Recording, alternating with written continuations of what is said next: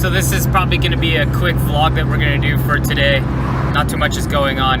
I'm actually on my lunch right now, and sometimes on my lunch I like to just go drive around neighborhoods to see if, again, I'm driving, so this is probably a bad idea, but I drive around neighborhoods just to see if there's any cool cars for sale, or even just cars sitting on the side of somebody's house. And the whole reason I do that is I seem to find better deals on cars that are, you know, the people have just like lost interest in. Like this Honda, for instance. This thing's like super clean interior. You can see it's got like a system, and yeah, it's pretty clean. So people are kind of afraid or timid to like go up to somebody and ask if they're willing to sell a car. But I went up, I did the same thing for this Honda. I didn't pay too much for it, and I drove it home, so it's a win in my book. But there's these two cars, and I'm not going to tell you what they are because I'm really hoping to pick them up. I've been eyeing them for, I don't know, probably 8 or 9 years now. It's an older gentleman who owns them. We're going to see if he's actually going to sell them this time, because last time I talked to him was about 6 or 7 years ago. So if this video isn't very long, that's probably why. I might try to do some work on the two-tone, but there really isn't too much besides pulling some random parts from the red car to get ready to go in the two-tone. So we'll be at the spot here in about 5 minutes. Well, knocked and rang the doorbell, and no one answered. I'm gonna go try to hit them up after work again. Hopefully somebody's home. Maybe they're just at work or sleeping, or I don't know. It's an older couple that lives there, so but I did check. It's still there, so that's a good sign.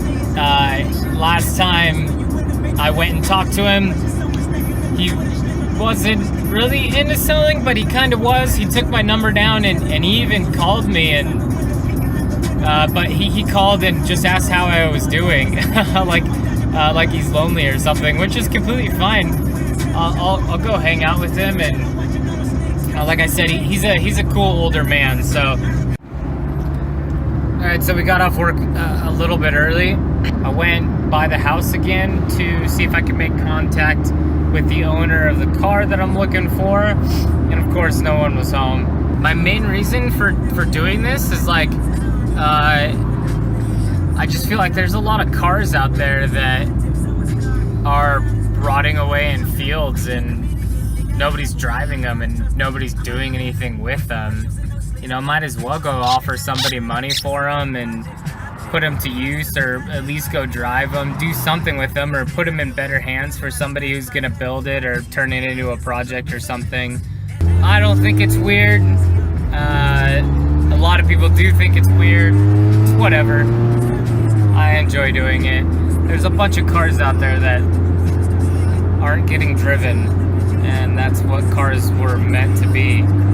So you never know what you're gonna find. I suggest that if you go around and do this, and I think most car people do this, it's just kind of nonchalant, like, oh man, there's a cool car sitting on somebody's house, I'd love to have it.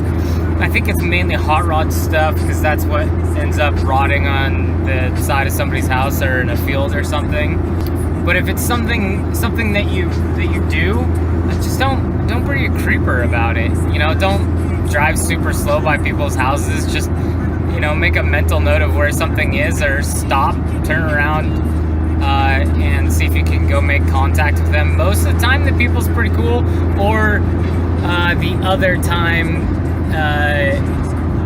they've had a million people come and stop at their house and ask them about it, and they'll usually just say no. Most people don't get mad about it.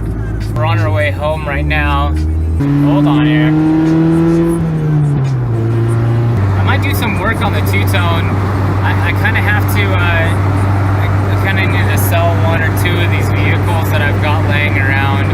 I know I've had a lot of interest in the two-tone, and I haven't really officially put the Honda up for sale, just kind of told you guys about it and some random friends. There is a dude at work who who I'm trying to get to buy it for a little bit of a reduced price just to make a quick sale out of it. But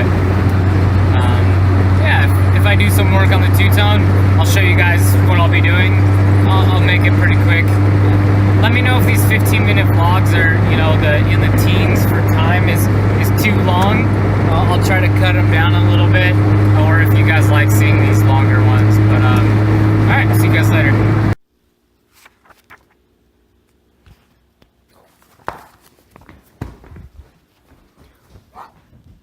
Yes.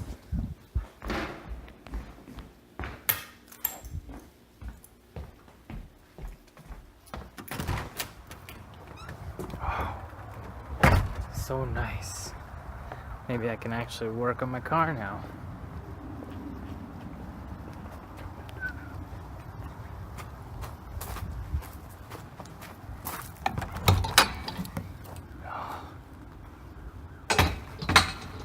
So nasty over there.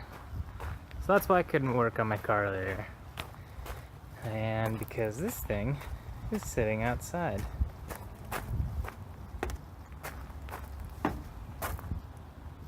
Stupid.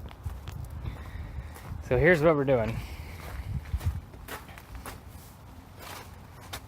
We gotta pull that out. And it's gonna be kind of a pain because this is all wrecked up. But this thing's gonna make for a perfect missile car. I mean, it kind of already is, I guess.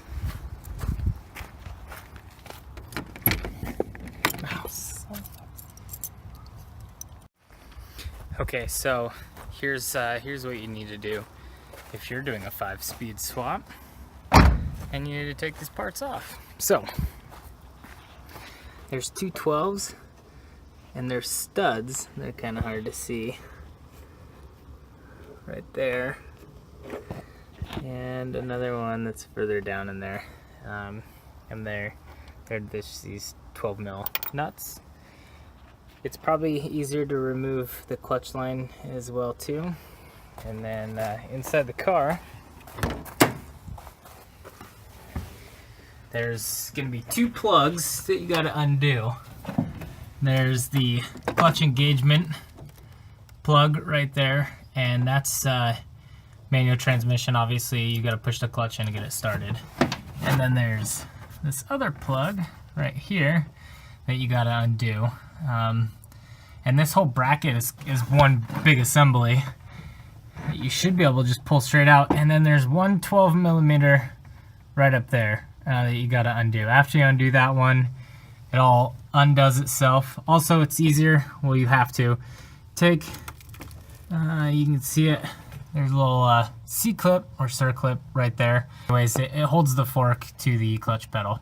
Take that out, separate the two pieces, and then you'll be good to go.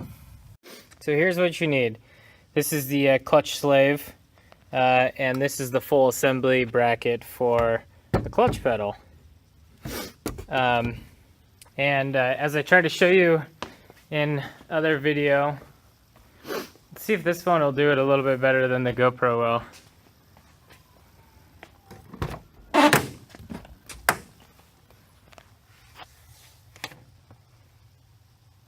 You still can't see. Anyways, there's a spot that Nissan had already left for like a template. So you pretty much drill it out, drill it to what the studs are on that bracket. So just find a drill bit that's the same size as those studs right there, and drill your holes. My wife is on the way right now. We're gonna go look at that puppy.